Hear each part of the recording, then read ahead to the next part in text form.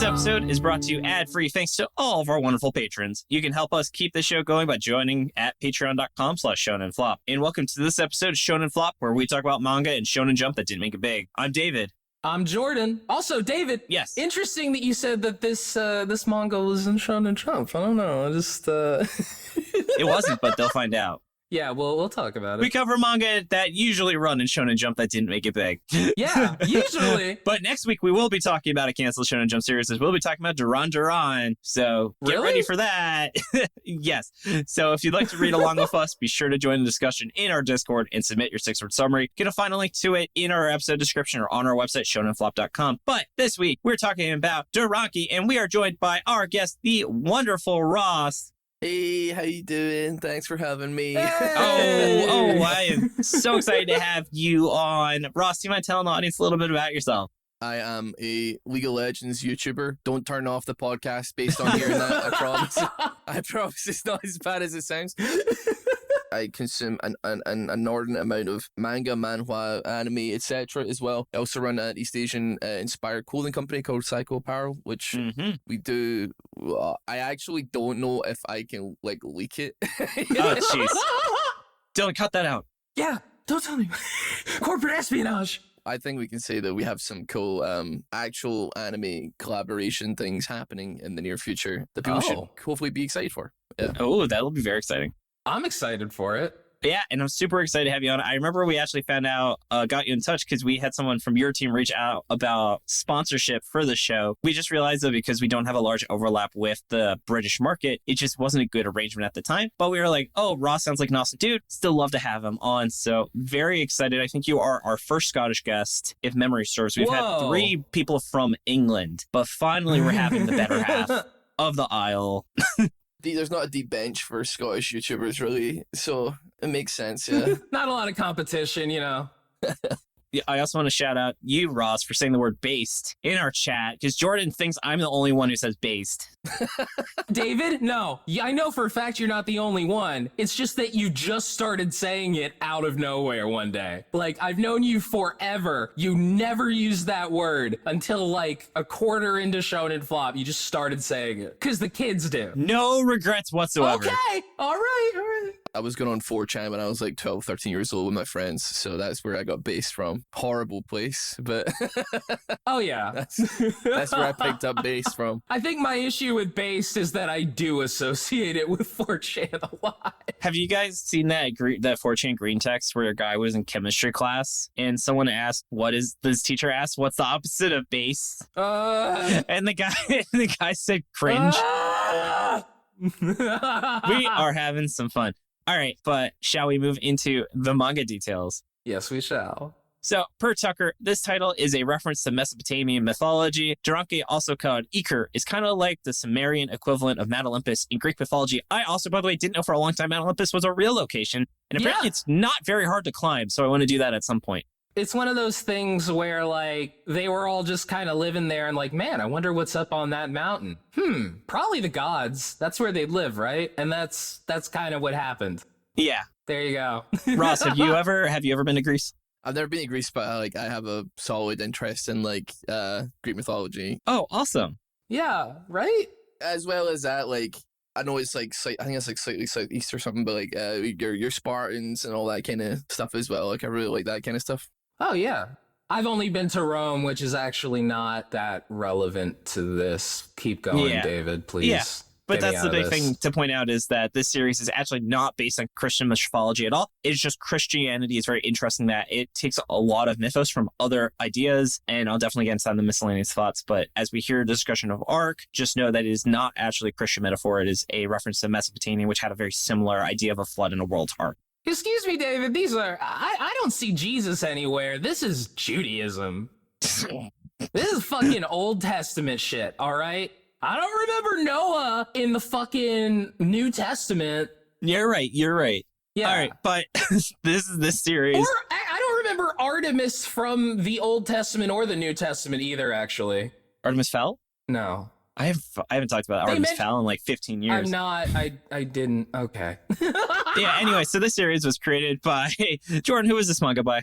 A little guy known as Kentarou Miura.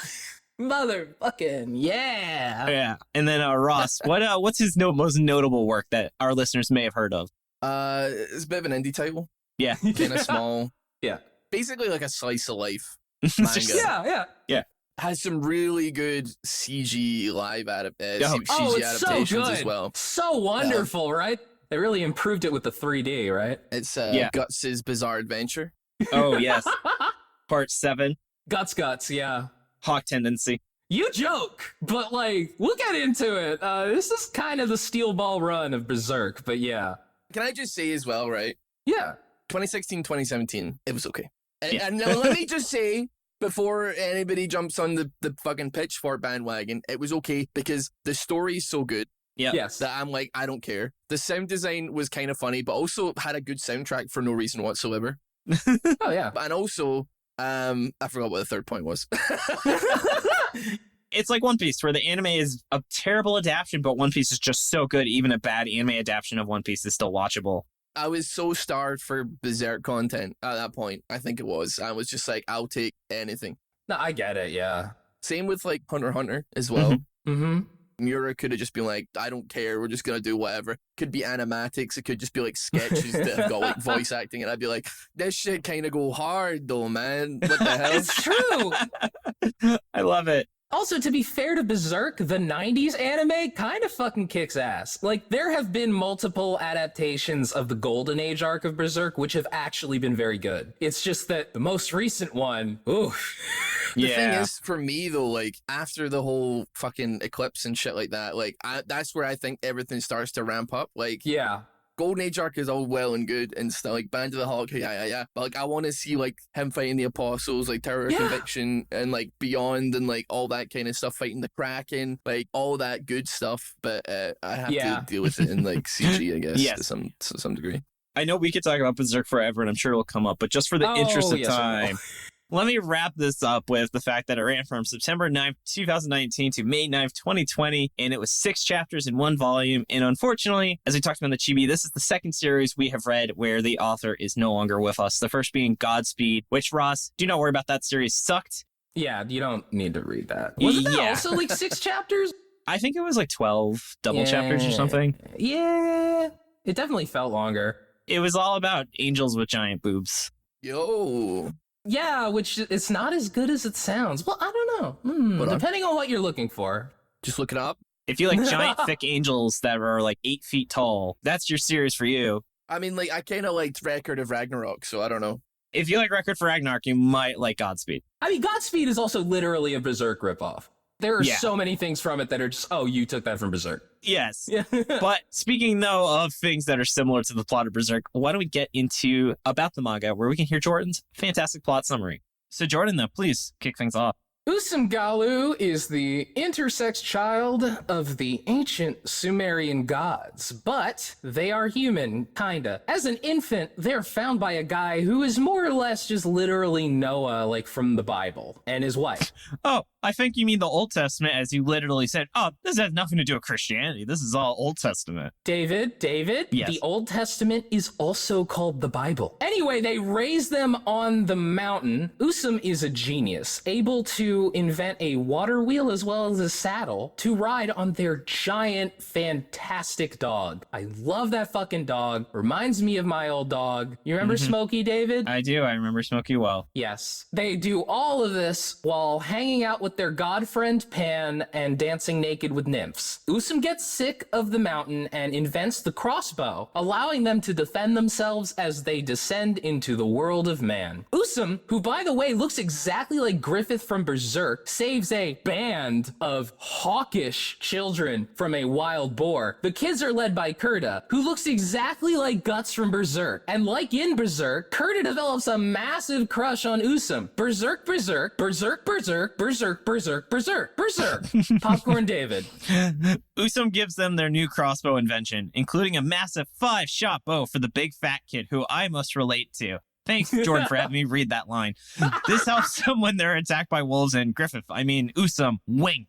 is able to use their cunning and tactical genius to outsmart them, and the kids are again saved. The kids celebrate by relaxing in a hot spring, and Usum joins them, despite being nervous about having their intersexuality discovered, but the kids don't notice. Then they go back to the village of Tossi, where we discover that Kurta was actually the prince, and all the boys have dads who look like villains from Berserk, and Kurta actually has a really sickly, nice mom who didn't give birth to him after being hanged from a tree. The kids train with their dads and fight off a bear while they have cute moments together. Noah tells Usum to be careful getting involved in the struggles of Tassi village, which is in the process of rebelling for a much stronger nation. Usum hears a scream, which they then fall into a cave and discover a goddamn manticore threatening a woman and a child. Usum's crossbow fails to pierce Manticore's armor, but Kurta suddenly appears to stab it in the back, and then Kentarou Miura died.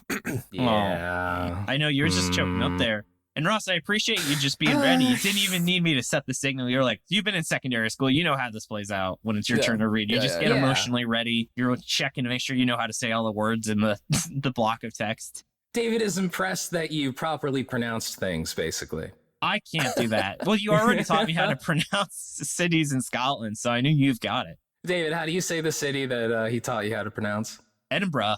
Hey!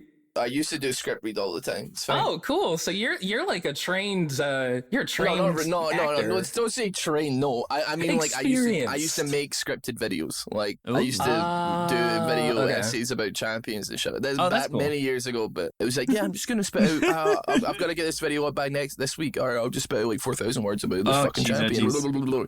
Just fucking spit those fire bars. Always go with the first draft. So then, Ross, why don't you tell us about the first champion of the series, the main character? So Usumgallu, I don't think people react to them nearly the way that they should. And I understand that we're living in a world where, like, literally, like, a fucking waterfall comes to life and is like, yo, what's up, boys? Like, get in. But, like, they literally, like, invented irrigation and nobody seems to have, like, the reaction to it. Like, holy crap, this kid just, like, made a fucking aqueduct out of nothing. And I know that, like, they're standing next to a literal mythical creature, a satyr. But imagine, right? They're talking, like, the Dark Ages, and then some kid pulls up and they're like, I've invented the 9mm Glock 18. Yeah. And then they just pull this out. Like, you don't think that people are going to go absolutely apeshit for, like, that being made? Usum invented a crossbow shotgun that just like fires 5 fucking crossbow bolts. You just won like every war at this time. Like, what could stop that? Like, unless it's like, oh, the enemy nation is like super advanced. I don't think they were. It's like, you give everyone in that village those fucking crossbows, you kind of win. It's like crossbows were one of the most important inventions for military history because it meant anyone could pretty much be in the military now. Yeah. Or as they showed, you literally need no physical conditioning to use a crossbow. And then the gun nation attacked. No, what's cool about Usum is that they're Griffith. They just are. They are Griffith from Berserk. Like, there's so many things that map directly onto Usum. For one thing, Griffith is constantly shown as being this very androgynous figure who is like embodies a lot of the aspects of masculine and feminine, and that's literally Usum. Griffith is extremely smart, extremely tactical. Again, that is Usum. And Griffith showed up and led a band of kids who have direct analog to every member of the Band of the Hawk. Well, the main ones anyway. There's like 100 people in the Band of the Hawk. But yeah, when I realized that just kind of added an entirely new dimension to how I appreciated this story. Also, as we talked about, they are born of the gods, but they are not divine. And their name means dragon, which is, I think, really cool. Yeah, that's pretty badass. I think it's really funny at the beginning of the series. There's like you know that TV show Maury, where it's like you are not the father. Or Jerry Springer. It's like, I can't remember what god it is. He's like, oh, my child. He's like, and then there's just some like half merman weird like sea creature that's like, I'm sorry, but like it ain't yours. Like, wait, is it half mermaid like just one of their legs? It's almost like a kelpie. It's almost like it's not an actual fish, is it? I know that there's the council of fish surrounding them, which are just fish with old man faces. But hey, Ross, you want to hear a cool fact about me? I'm half mermaid. Oh, really? What half? Jordan was actually half mermaid, half minotaur. But he got the wrong half, so he's just some dude. Yeah, that's a joke, David. I actually found out a fun fact in Dungeons & Dragons. If you're a minotaur, you automatically succeed if someone casts the maze spell on you, which just seems like such a strange note to be in that spell in Dungeons & Dragons. Minotaurs have a lot of experience. But yeah, let's see. You want to talk about Pan? Yeah, so they are a satyr. They're a nice boy, plays the flute, likes yogurt with honey, very wholesome, clearly like the David. kind of fun mascot character, just wholesome. They can transform, they get their tail bitten off by a wolf. They're kind of the embodiment of that like suit required character to be in like the Disney movie so that little kids have someone they like. It's like the snowman guy from Frozen. This is what Miura does in Berserk all the time. He'll have like these really just like, everybody will be like these chiseled, experienced, like scarred warriors, and then they'll just have like a little nymph kind of hanging around, like, you know, like a little fairy dude. Puck, right? Yeah. Huh? In Berserk. Sorry, we're talking about Berserk again. It's Puck. Yeah. And then they get like a little girl who's like cute witch. Mm-hmm. That's another thing that happens in Berserk. I think Miura does that for a reason, and that is if nothing is there, then Berserk is just unbelievably dark. Like so dark. Yeah, it's like all like the humor that's needed for Chainsaw Man. Yeah, I bet Fujimoto loves Berserk. But yeah, Pan is a little annoying, honestly. Yeah. I'm really curious how Pan would have developed throughout the series, but it sounds like Pan probably would have stayed pure instead of being like a dark twist. I don't know. If Pan was in Berserk, he would be like an evil monster. Yeah. Yes. Like, it would be like, oh, I'm just a cute little satyr, ha ha ha ha. And then anyway, so I'm coming to the forest, and then there's all the evil trees with their big fucking tentacle fucking branches, like, blah, blah, blah, blah, you know? Oh, jeez. Berserk is a manga about traumatizing, basically. It's a manga about how people get traumatized, more or less. Like, it is the most triggering manga I've ever read. Speaking of Berserk, why don't we get into the guy, Little Guts, as I like to call him. So, Jordan, tell us about Kurt. Oh man, so I love Kurta for a few reasons. First of all, he looks exactly like Guts, to the point where in Berserk, Guts makes like this one weird little facial expression where like he looks like he's nervously smiling, but like his eyebrows are like angry. It's like this weird kind of iconic thing he does, and Kurta does that too, so which 100% tipped me off. Oh, this is intentional. 100% intentional. Especially just the fact that Kurta like immediately just falls in love with Usum. That is, again, extremely Guts, extremely Berserk, bisexual icon. And the thing I like about this manga, and I think is interesting, is that it's basically like, what if Guts like had a nice upbringing and people loved him and his life wasn't fucking horrible from literally the second he was born. Like, yeah. I mentioned in the outline, if you don't know, David, I know you haven't really read much of Berserk, so if for people who don't know, Guts was literally born from a woman who was hanged from a tree. Like, he just fell out as she died. So it's nice to see him in a situation where he has a loving mother and he's in a safe-ish place, but like he has people who care about him. It was like, oh, this is nice. Okay. You know, it's like really interesting because I have totally read that character very differently from you. Really? I mean, and honestly, I feel like it draws a lot of parallels to Guts. So, like, obviously, like, Guts' whole story is like revenge for his fallen brothers, right? Yes. He wants to kill as many apostles as possible, and he's avenging all those people that he lost, and like from all of Griffiths' nonsense. But like in this, I feel like it's a different type of pressure for like Kurta, in that he is the heir to like a kingdom that is not doing that well, and that it's already been caught in the throes of war, and like he's got a lot of pressure for. I mean, you see him walking down the street, and everybody's like, "Oh, my liege, my lord," all this stuff, and he's just a kid. Yeah, and it's like all the pressure of like an entire village of people who are eventually going to have to rely on his leadership to like prosper, essentially. So like it's almost like a similar level of pressure from Guts, where Guts has to avenge all of his fallen brothers, but it's almost like this is like preemptive Guts. Like, he has to stop all of his entire village from eventually being killed in a political war or being caught up in, I don't know, fucking Manticore attacks. I don't know. Yeah, that was crazy. Oh my god, last chapter, right as the series was getting good. Yeah. How dare he die? That was so rude. Yeah. It's crazy that we've like totally read the characters like very differently, but like I mean, he is in a safe place, but you know that isn't necessarily going to be the case if the series continued. Oh, absolutely. And obviously, like, he relies on his mother for comfort, but his mother is very ill as well. So like it's cool.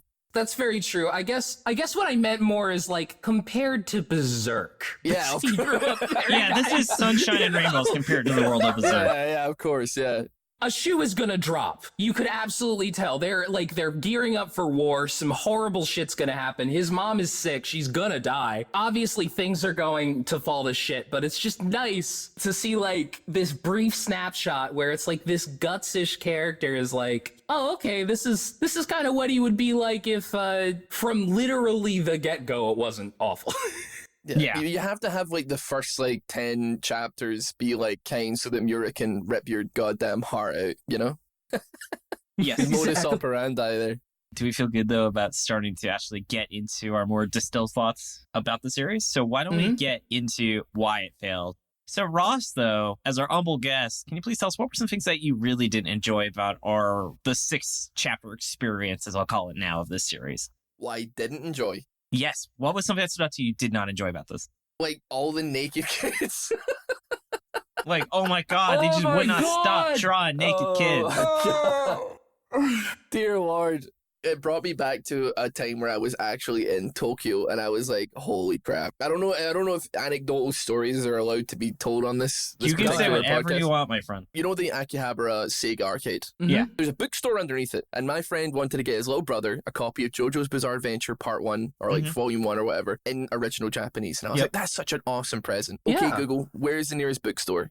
Mango Books or Mango Tea Books or something like that. So anyway, we descend down what can only be described as the titty stairs, which is wallpaper all over the floor ceiling walls of tits, like anime tits, as we walk down. Okay, sounding good so far. Everything is just like hentai. I'm walking around the store with my partner Maisie, and I'm like, what the hell? I'm waiting for the negative here. I don't think they've got JoJo here.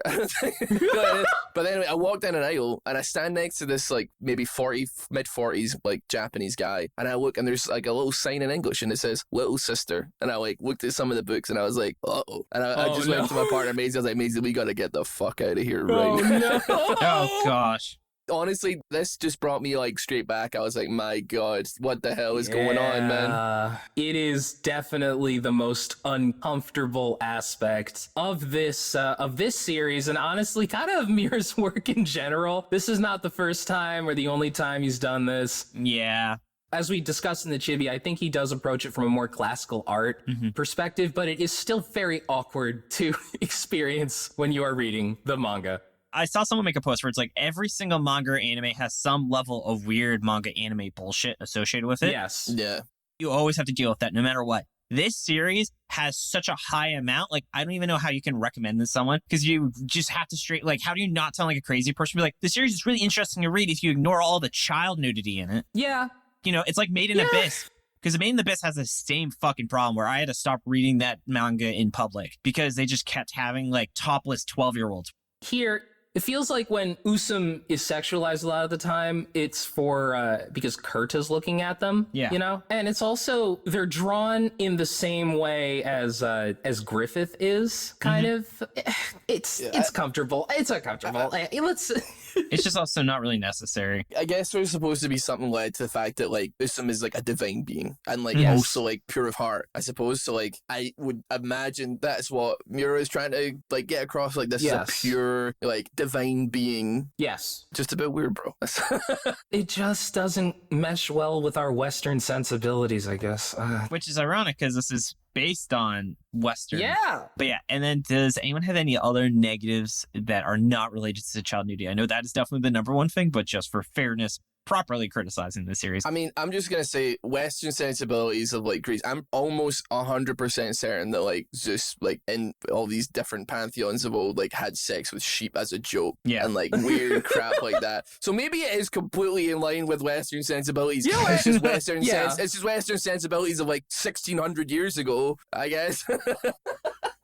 Oh yeah, absolutely. And honestly, pretty tame compared to some of the shit Zeus was up on the fucking Mount Olympus back in the day. Oh, the ancient Greeks would not give a shit about naked children. I promise you, they would not have cared. Yeah. They would have been like, what's so weird about this series? Yeah. Honestly, my other issue, and this might be surprising, but the art. The art vacillates between being very good and being like uncanny valley sometimes. Yeah. They're trying to emulate his art style, but no one can draw like that. So it just looks like it's just really overdone.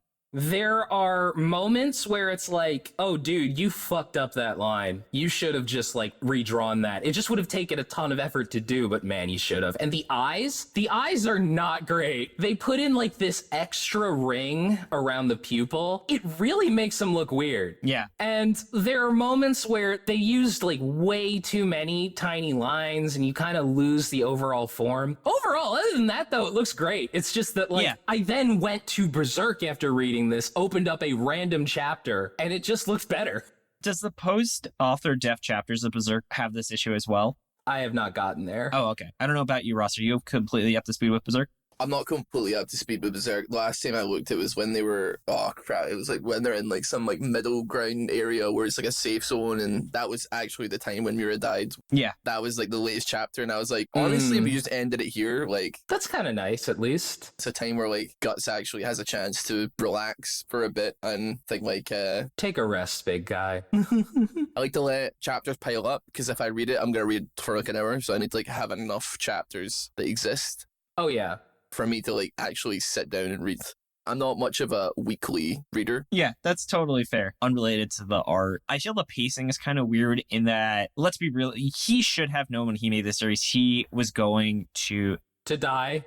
Well, no, just like, I mean, like he still only did 6 chapters in like 2 years when he was alive. And it is not paced like that. Like he wrote it like it was consistently going to have chapters come out because he airs out every single scene in this manga where their chapters were literally a more efficient, like in Chainsaw Man, the entire scene would have been probably 5 pages and he takes like 30 because he just wants to go into as much detail as he wants. And I get he's writing more of this for him than anyone else, but it also means like you got to know your limits as an author and like be like, if you have a story you want to tell, you got to be more efficient based on the rate that you produce material. I kind of disagree. Because the thing is, this definitely seemed like a side gig to him. Yeah. It literally was. I mean, he was like, the reason he didn't draw it is so he could work on Berserk. I mean, this is a series where if it went for 50 chapters, I think we would look back on it and go, well, it kind of started a little slow, you know? Yeah. It's just that we never ever we were just getting over that hill. It started to get way better around chapter 4. Mm-hmm. And then it ends at 6.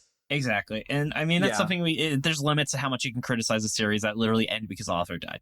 Yeah. It's interesting about the pacing, though, because, like, you know, I didn't put 2 and 2 together because obviously I know the run date was, like, 2019, 2021. Yeah. So, like, in my head, I didn't put together, like, oh, wait, 6 chapters. That can't have been weekly then because that wouldn't have been a very long run. But, I mean, it's interesting that, like, Miura actually, or, like, the studio that was doing it was, like, we're holding on to, like, okay, we're going to do this scene and by God, we're going to do it. Because I think, like, Tagashi, who does, like, Hunter x Hunter, has a tendency of, like, obviously with his very long hiatuses, his vision changes for, like, what he wants to do. So occasionally there'll be parts during a hiatus where he'll be like, this thing is happening. He's like, okay, fuck this. I want to get on to the next thing. So he just like blasts through the thing that he's been working, that's been in the series, like the focus of it for like last year. And he's like, I'm going to fucking end this right now. So it's done in 3 chapters.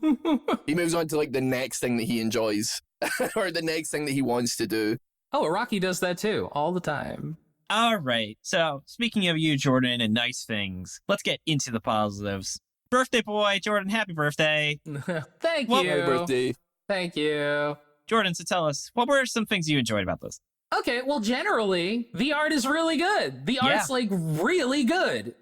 The animals in particular, all of the beasts look absolutely fantastic. Like the wolves look amazing. The bear is like massive. The manticore is terrifying. I mean, it's really just really good art. There's a couple hiccups as I talked about, but generally speaking, it is like some grade A shit. And another thing that I like is there really aren't any exposition boxes in here. It's all just like characters talking and thinking, and it's pretty effective. Like you don't really get, there might be like 1 or 2 little exposition dumps, but they're very minor and they're not even like dumps, just like 1 or 2 little things that happen. Like there's like 2 old guys talking and it's like, oh, well, we got to go to the war. Oh, I'd fight in the war too. But even that's like not really the same thing. Miura is just very good at communicating things with like not that many words, honestly.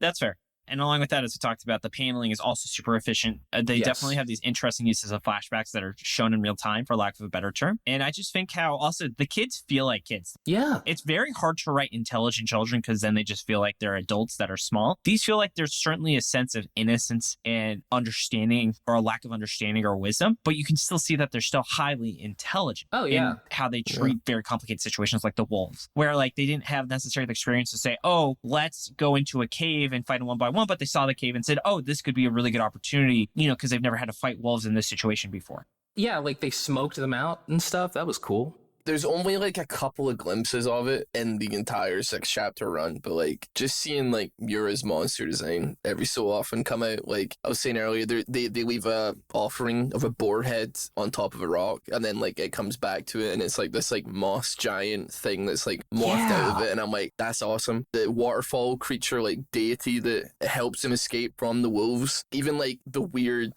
fish with like old men heads in the like the first chapter as well. I'm just like, this has got like Miura's grubby mitts like all over it. Absolutely. And like just seeing like a little bit more of like that outside of like the Berserk setting or what have you is really, really cool. I like the Manticore obviously as well as like the showpiece of the whole thing, but just like even just like subtle stuff that only appear for like one panel is like, this is a kind of unnerving like creature that apparently is just like a god of the forest and is horrifying looking, but they just kind of accept it as, I don't know, I just love seeing like those little they're so cool. world building monsters. Yeah. They look so cool. I also really like how the waterfall deity looks like Billy from Adventure Time. It could have actually been inspired given the timeline of it. Genuinely could have been. Wasn't Billy voiced by Lou Ferrigno? Was he? That would make sense. No, so this series is really cool, just like the way that it is slowly ramping up. Like the pacing is a little slow for something that came out over 2 years, but like just reading it really quickly, there is like this ramping up and you can feel it. We never get there, but like right when it ends, it's almost like the chapter is called like what, Human Horror in Paradise or something. Yeah. And it really just felt like, this is when things are gonna go off the deep end. Right in the next chapter, shit's gonna go off the fucking deep end. But it was really interesting the way that it was like, oh wow, you see all these kids, and then Usum shows up, and Usum introduces like war technology to these kids. It completely like from the goodness of their own hearts. I mean, clearly there's some kind of overarching metaphor there that Miura was going for, like bringing down the knowledge of murder from the godly mountain just seems extremely symbolic to me. Mm-hmm. And yeah, it was cool to just see a lot of these things that showed up in Berserk presented in a different way. I mean, I mentioned like all of their dads kind of just looked like the apostles from Berserk. Like the fat kid's smiling dad is like literally the first giant evil bad guy in Berserk. Like literally that's him right there. Yeah. It's a real shame that the whole crossbow war thing shoe, because that was like, I was waiting for that shoe to drop the entire time I was reading this, and they'd be like, this is going to be very good at killing people in war, and they were one chapter away from that. Yeah. It was entirely their fault for inventing something that would completely drastically increase the number of casualties during war. Yeah. It's difficult to talk about this series because I think like we basically only got the intro. We got like the fucking preface. We literally got 6 chapters out of what was probably going to be like 50. Yeah. It's just sad when you read it, honestly. Yeah, but I think that's a good segue into getting into where it could have gone, where we can talk about what we were hoping we were going to see. Does that sound good, Ross? Did you have any other positives you'd like to bring up though? No. Ross, I was once on a podcast where it was an hour and a half long recording, and I actually checked my audio and I spoke for 14 minutes. So ever since, I've been highly paranoid to make sure our guest actually gets to talk on our recordings. Don't worry about it. Anyway, Ross, where do you think Duranki could have gone? Realistically, like, where couldn't it have gone? Like... You're in a battlefield where like the gods exist, Like it could go like a Scooby-Doo style monster of the week thing. It could be that Manticore was actually part of a nest. It kills all of the village, the Tassi village, and then all of a sudden you've got like Kurta and all those crew are like, we're gonna get revenge. We're gonna fucking take this to the goddamn gods here. They're the ones that made these motherfuckers. We're gonna go deal with this problem, and they become like pest control, I guess, using like Umal's like great ingenuity. Could be like like, oh, they find the crossbows, they tie it up in a big war, the entire village is murdered or whatever, they end up, I don't know, there's so many different directions that this could go. Yeah. For all we know, Kurta could have died in the next chapter as well, right? Like, that would have been interesting. Like, let's be honest, what are the odds of him winning that fight? No, not very high. The crossbow is doing basically nothing, realistically. It hits him in the eye or whatever, and that's fine. But, like, yeah, for all we know, Miura was like, what's the catalyst for sending, like, our main character off the deep end? It would be, like, you know, a boy that was interested in them or whatever. Or, like, maybe, like, the kind of first love interest of this person in their early life. It's just murdered in cold blood in front of their eyes by a gigantic monster. Yeah, take it from there. Yeah. I'm curious, I wonder... Are people familiar with Soul Eater and Fire Force? I'm familiar with Soul Eater and vaguely familiar with Fire Force. Are you, Ross? Couple episodes of each.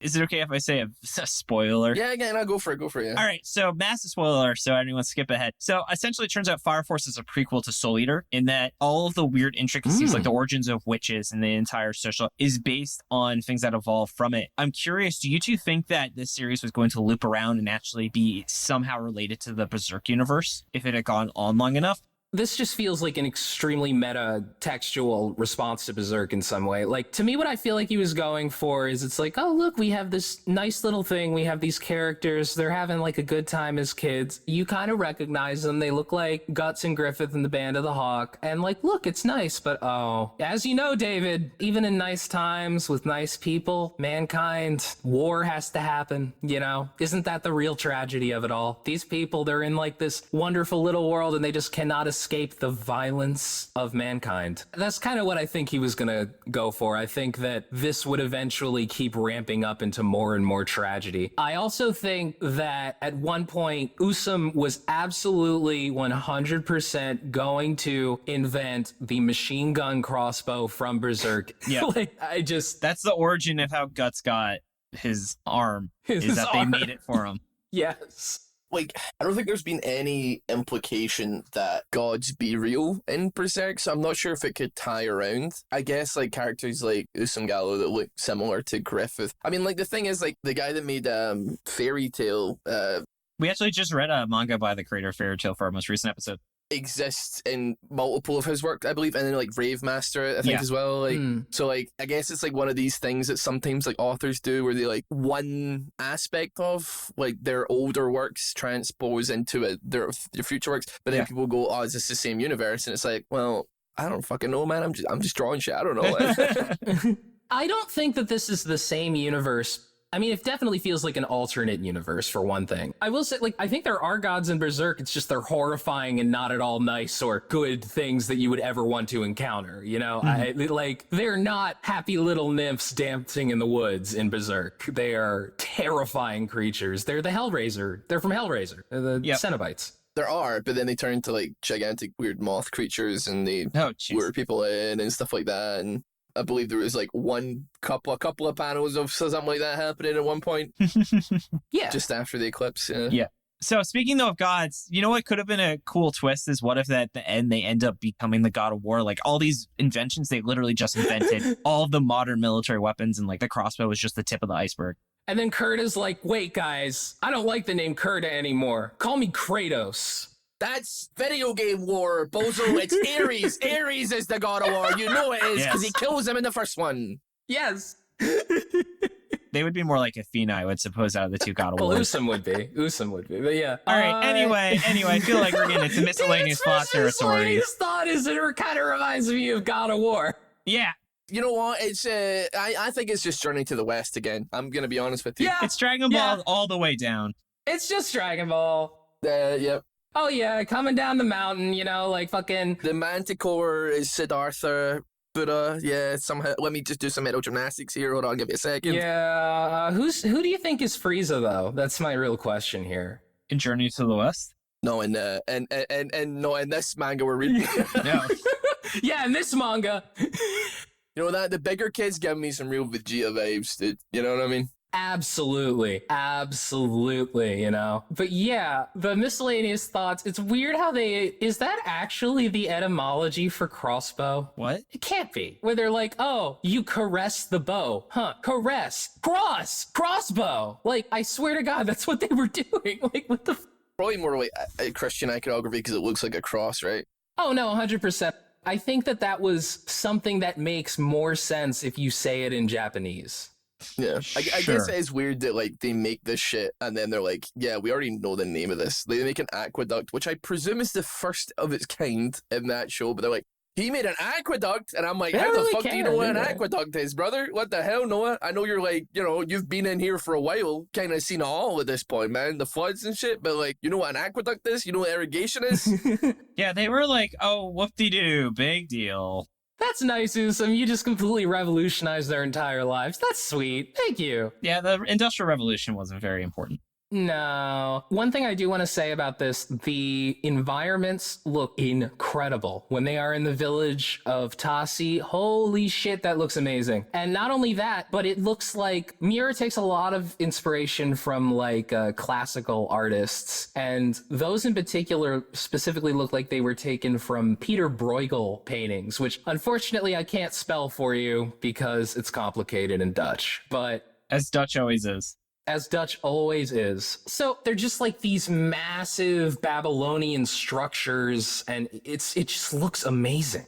I think it's really cool because I think they broke off from another nation, right? And I think Yeah. like they're hiding, and like even just from like an actual militaristic standpoint, it looks like a village that's hiding underneath a valley for like the protection, like military protection. Like there's only one way in, one way out. They have like they're safe here because like they can't be attacked from any particular side. Like it's like smart. It's like shit that I would never think of, but the village is believable. And you know, that's kind of the real strength of Miura. He does think like that. He didn't just go, oh, here's a nice village. It's like, no, they're over here, they're in here, they're hiding from this, and he doesn't even really call super close attention to it, because I didn't really notice that till you pointed it out. And Yeah. that's 100% true. And I think that he just really gets a ton of mileage out of that. I also want to call back to something that, Ross, you mentioned where you said, what if Kurta just dies in the next panel? And you have a point, because the only reason I was thinking Kurta would win is because I think he looks like Guts. But that's not textual. That's not in fucking Duranki. That is just a meta thing that I noticed. Because you're right. Why would I think that this child could defeat the Manticore? Mm-hmm. Yeah, maybe he's doing that to fuck with us, really. Yeah. Because he knows that, like, this looks like Griffith, and we obviously have a predisposed, maybe, notion to be like, I hate Griffith a lot. Yeah. And you're kind of like, all right, this isn't Griffith, just looks a little bit like Griffith. And then you got, oh, this character kind of looks like Guts. Okay, I kind of like Guts. And okay, yeah. And then maybe they're just like, you know what? Griffith is a good person in this one. Yeah, what if Griffith was a good guy? Yeah. And instead, Guts dies in the first 7 chapters, and you're going to have your heart torn out. But it's not Guts. Guts is still alive in this other universe that still exists, Yeah, or what have you, okay. like, at the time. Yeah, it's not Guts. It's Miura just going like, why did you think that was Guts, huh? Yeah. I didn't say that was Guts. They look like Guts to you? That sounds like a you problem. Well, little Bozo. Silent Hill 3 reference there. Yeah. I get it. I don't know if he's that evil to do that, though. I don't know. No, But like, I realistically, I'm just sitting there thinking like, he needs a Deus Ex Machina or some kind of MacGuffin to kill this Manticore right now. yeah. What if Guts just shows up? And then they have to talk about why does he look so much, and he's like, Mom, who is actually my dad? And then she just dies before she answers. Anyway, so Tucker though wanted us to know the location in the Epic of Gilgamesh is likely located in modern day northern Iraq, the mount in the final resting place of an ark that the god Enki ordered. These are some very complicated words, and these stories of massive floods covering the world are actually pretty common in early mythology. A theory about why they are so recurrent is because they stem from oral traditions dating back to prehistoric times at the end of the most recent glacial period, where sediment records show massive floods in many areas of the world. So it's very interesting. I didn't know that. Wow. Yeah. So it's very interesting why flooding is such a common story passed down. It's also just like a universal horror that many cultures have experienced. But I think that makes a ton of sense and is really interesting. Yeah, I mean, there's a lot of crossover as far as like every religion and their like mythology behind it is concerned. Like Christianity and Islam like share like a lot of the same prophets as well. Oh, yeah. Like it's all kind of intertwined, baby. Yee. I don't know about the big boat necessarily, but certainly lots of the floods. Hey, you ever notice how every depiction of God in the Renaissance era looks exactly like Zeus? Crazy. Yeah, there you go. Yeah. That's not an accident. No. But shall we go into our final verdict? Yes. So I'm going to start off with some 6-word summaries from the community. From Tucker, Epic of Gilgamesh featuring Dr. Stone. T. Wolfwood, naked children are extremely unnecessary. Frowny face. Dude, oh God, what he said. Oh no. The laughing fool, the gods must be an engineer. Nice. I get it. That's pretty good. Yep. And then Ross, how about you? What was your 6-word summary? See, I've toyed with a couple. My initial one was why the kid's naked though. But like realistically, just like what the hell is going on? What the hell is going on? It was more in relation to what I've already talked about. Like, you know, Usumgallu pulls up with like essentially like the medieval equivalent of like a machine gun, and everybody's like, cool. He basically goes to the 1800s with an AR-15. I just feel like there's not nearly enough fanfare, but like ultimately, I don't know. I can respect I think that. those are good. How about yours, Jordan? Guts deserved a nice, loving family. Oh, I likewise had one that I complained about the naked children, but I think we've already complained about that. So I just thought of one during the recording where I'm going to say Miura's asset flip of Berserk. Nice. Because it's literally, what if Berserk, we reuse the same art assets from Berserk, but use different characters? This is kind of like the Majora's Mask, where it was the same game, but they just used the assets differently to make a new expansion. It's the Steel Ball run of Berserk. Yeah, there you go. Yeah. Next, though, Ross. So overall, do you think this series is a flop or not? Yeah. I mean, it's 6 chapters. Like, it's like 15 minutes and you're done. Yeah, right? I can't, in good conscience, be like, yeah, man, getting it. It's not like One Piece. You're like, no, I swear it gets good after like 400 chapters. Like, 400 episodes, that's when it really starts getting good. It's like, no, like, you could have it over a cup of coffee. You could read the whole thing. That's the worst part. We don't know if it was good or not because there's not nearly enough. There's no way to tell. Should we create a new rating where it's a DNF? I think it could be a banger if it kept going because I think there's so many directions to take it in and like, but shit. I know, it's hard. So here's the thing. I think that this series literally jumps like 3 ranks if you consider it a Berserk spinoff. If you read Berserk and then read this, it's just better. Like, it improves the series. But as it stands, yeah, it never quite... It's like it's about to get good, but it just doesn't quite get there. Like, as it is right now, it's really hard to judge this because, like, I'm just gonna say it's not a flop. Fuck it. Yeah. You can read it in like 5 seconds. There is a question though, right? If you were a complete fresh newbie to manga and all that kind of culture, right? And you had no idea the pedigree of Miura, would it still hit the same though? Like, let's assume you don't see Usumgallu as like vassal of Griffith and like Kurta as like a vassal of like Guts, and you had none of the preconceived knowledge and context of like 20 years of Berserk behind your 20 however many, no, it's like 25 or something I think, but it's long ass time. 30 years, I can't remember when it was released, but like would it have the same? I don't think it would. Absolutely not. You're right. I mean, it's also, no one should read this as their first manga because also, like, the child nudity is a very real problem. Yeah. Taking that aside, the actual, like, you know, I mean, it's great art, but, like, you know, unless you're like, oh, this is Miura's work, this has got to... Let's assume you read it when it was coming out. It's tough because, you know what, you're right. It is a flop, but it didn't have to be. Maybe it wasn't gonna be. Yeah. We'll never know. But that's the thing, Jordan, is we can't base it on its potential. Because we could have done that for every other series that had a really cool idea. Like Red Hood, super cool idea, fucks up real badly. And you're like, wow, that would have been really fun if the offer hadn't gotten canceled. It's just how it works. You gotta judge it on what it was. So in isolation, what do you think of these 6 chapters? And I think Rossa was a great point to bring up. Yeah, I think I gotta call it a flop then. It's just sad as we have them here. If you haven't read Berserk, I would not really recommend reading it. If you have read Berserk, I do recommend reading it. I like that. This is Miura tier. We're putting it into its own tier, Miura tier. Yeah. DNF, man. Yeah. You know that would have continued as a series because nobody's turning fucking Miura down, you know? No. There's no way Absolutely not. way that was getting cancelled as a standalone manga. Like, that would have continued if Miura could have continued. So, like, it would never have stopped getting sales and being read. It would have gone on to be as long as One Piece, basically. Mm-hmm. Honestly, like, DNF/Miura tier, I think, for me, is, like, where it lies. I agree. A regretful flop, I would say. Should we all just say everyone should just go read Berserk then? Yes. Oh, yeah, for sure, yeah. Okay. Yeah. All right, so it's DNF, Jordan. We'll figure that out when it comes to ranking next year, how we want to place this. Yeah, I will also say, don't watch the most recent anime of Berserk, but, like, the 90s anime is actually, like, pretty fucking good. It is. That's the only Berserk media I have fully consumed. Oh, well then, yeah. It's okay, man. It's not as good as the manga. The manga is the best. Nothing's as good as the manga. The manga is absolutely far and away the best version of Berserk that you can read. We don't get much animated, like, black swordsman content, No. man. Listen, just, I know it looks like ass, but just like, I don't know, if you're new to Berserk, you probably don't care.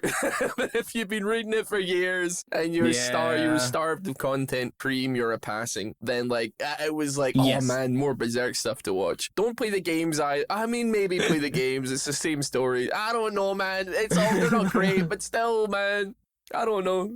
Being a Berserk fan is suffering. Yeah. Look, just fucking read the manga. Just fucking read Berserk, okay? Just read Berserk. You want a little bit of extra space. You want some moving pictures. You want to do some button presses. So you can play the games and you can watch it. They're not great. They're just like popcorn trash, like kind of content. Where they got a great story behind them. So Yeah. Excellent story, excellent characters. Yes. Absolutely. I'm just saying, Miura has nothing to do with the anime, and he still carried it. Apart the story, his story carried everything else. Absolutely. Sounds good. But why don't we go, though, to the shoutouts where we can talk about other things people should listen out just as we wrap this episode up. So I want to start by saying, Ross, thank you so much. This has been a total blast. You have done nothing but made me more excited to go to Scotland now that I've truly had the best of Scotland talking with us today. Do you mind telling the audience a little bit more about yourself and all the wonderful things you do in the world? If you don't like League of Legends, You can fuck off. you're all good, brother. Don't worry about that. You don't have to come check me out. It's all good. You can subscribe to these guys on Patreon, though, what have you. Apart from that, you can maybe check out shoppsycho.com. That's shopseikou.com. That is our clothing line with Japanese East Asian inspired streetwear. We work with East Asian artists. And we got a cool range of like tarot cards. If you're into some of the occult shit with a little bit of East Asian flair, we got a whole line of tarot card inspired like big print t-shirts and stuff like that you can maybe check out as well. That's awesome. Yeah, that's really cool. I'll actually have a good style, maybe. Maybe that'd be nice. Nice style. Could dress nice. Nice style, yeah. Yeah, that's really cool. I also want to give props to Jordan, though, for making the opening ending theme, being a great co-host, and helping with editing. Thank you, David. And I would like to give props to you too, David. Oh, thanks, babe. I also want to give props to Merliel for the awesome cover art. You can find her online at Lyle Mer, and Nigel for being our generous art benefactor. Thank you, Dylan, for assistance with the editing. You can find his podcast, Anime Out of Context, at animeoutofcontext.com. Thanks to Tucker and MaxyBee for assistance with pronunciation, translation, and other miscellaneous research. Thank you to T-Root, Aussie Rat, and T Wolfwood for being our awesome transcription volunteers. You can find them on our site as they become available. Just a note, we are always looking for more volunteers for the transcripts. It really helps make the show more approachable. You get my eternal gratitude shout out in the episode, and of course, some other really awesome perks like free merchandise. So if you're interested, please feel free to send us an email or message me on the Discord, because it really does help the show a ton reach out to more people, because, you know, not everyone is able to interact with a podcast through traditional means. Yeah. I also want to say you can find us on Twitter at ShonenFlopcast and our website, ShonenFlop.com. We're also on Spotify, iTunes, YouTube, wherever else you get your podcast. And come join the Shonen Flop Discord. It's open to everyone, patron or not. Come hang out with us, talk about anime, games, or whatever else is on your mind. We even have a monthly movie night. You can find a link to it in the show notes or on our site. And if you've been enjoying the podcast and want to help us keep going, consider subscribing to our Patreon. Wouldn't be able to keep running the show without their support. Get a ton of awesome perks like exclusive content, including us catching up on PPP, seeing how well Teen Titans holds up in our first impressions on new Shonen Jump series like Kane Banashi. I actually went to a Rakugo show on Thursday, and oh man, that was rad as shit. Whoa. Yeah, it was a great time. Really? Yeah, so next time you're in New York, there's one non-Japanese dude who's a certified Rakugo master, so I saw him perform. That's cool. He's a Canadian guy who moved to Japan when he was like 20 and learned Japanese as an adult. That's the otaku dream. And you could even be joining us during the recording warm-ups and deciding what series we cover next. Find it at patreon.com/shonenflop. So, first of all, I want to give a big thank you to our Chainsaw Man patron. Hey, Rem's kick-ass girlfriend, forget him. Can I be your big titty harem waifu? Moving on down to the Dolphin Dad, we have Tracking Roving Animals for all loving girls and raccoons Wolfwood. Then the King of the Forest, Albie, Cram, Gabe Lando, Jacob Andrew Galloway, Josh Robinson, Marty, Rachel, my wonderful girlfriend. She's getting her wisdom teeth removed, so I'm going to get her some banana pudding. Scarlet Myrmidon, T, The Real Jory, and Trevor Schechner. Thank you all so much for helping the show keep going. I also want to give a big shout out to our Galactic Ball Federation patrons and our Beast Children. And then Jordan, anything you want to give a plug on that we haven't talked about yet? Yeah, hey guys, do you like Kentarou Miura? I like Kentarou Miura. I did a really cool painting of Kentarou Miura on my Instagram, Jordan Forbes Art. Check it out. I also have been doing a bunch of paintings of Denji from a little manga called Chainsaw Man. I don't know. David, have you ever read Chainsaw Man? Don't answer that because that's obviously a joke. Anyway, it's also my birthday today. Happy birthday! Happy birthday. Thank you. If you guys want to go give me a present, you could just go and like my posts on Instagram. Thank you, please. Awesome. Thank you. I thought you were going to say send me money. Well, yeah. All right. So all that's left to do now is let's go to sign off. Woo! Thank you so much for joining us. Tune in next Monday as we give our first thoughts on Duran. This has been David. This has been Jordan. This has been Ross. And you've been listening to Shonen Flop. Keep on flopping, floppers. Yeah. Yeah. Happy birthday to me. Happy birthday to you. Still gotta avoid that copyright, I guess. Yes. Bye.